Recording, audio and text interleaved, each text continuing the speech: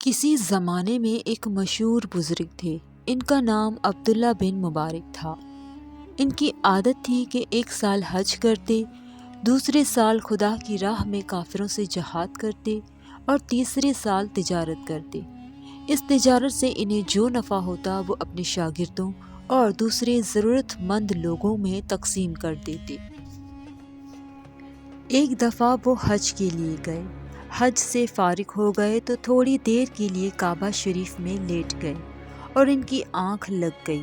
انہوں نے خواب میں دیکھا کہ 2 فرشتے آسمان سے اتر آئے ہیں اور دونوں فرشتے کچھ گفتگو کر رہے ہیں۔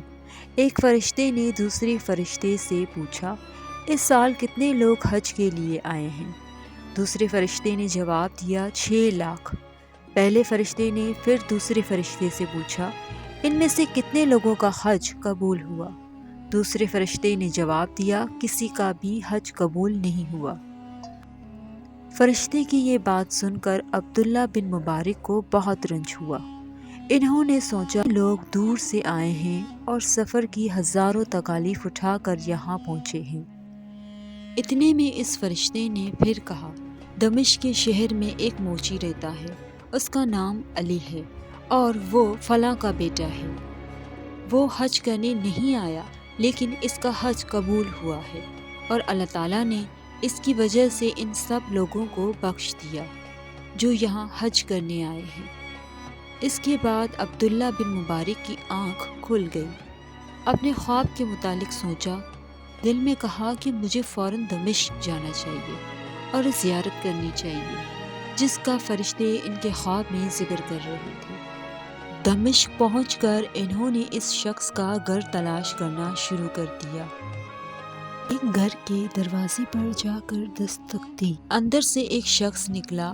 انہوں نے اس کا نام پوچھا کہ آپ کا نام کیا ہے؟ اس شخص نے کہا، میرا نام علی ہے۔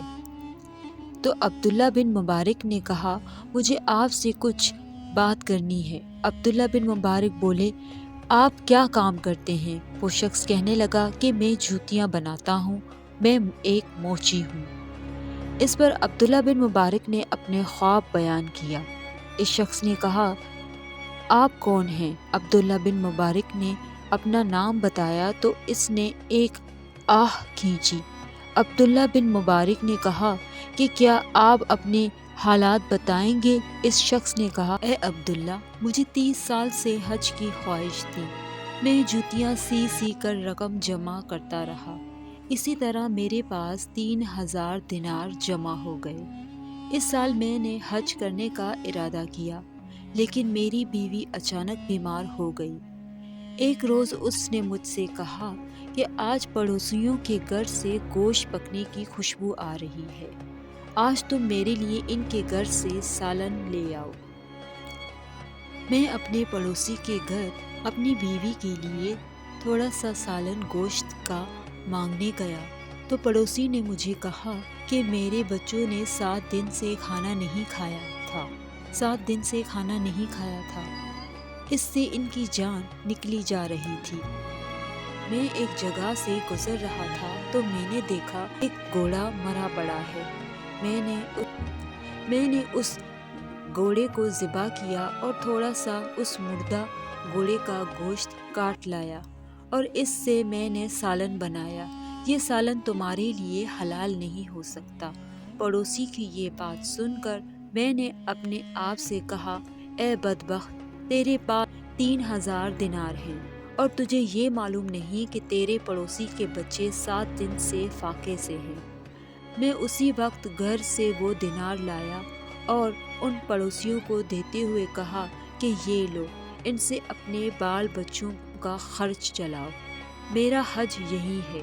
عبداللہ بن مبارک نے موچی کی یہ داستان سنی تو کہنے لگے، میرا خواب سچا تھا، وہ فرشتے سچ کہہ رہے تھے۔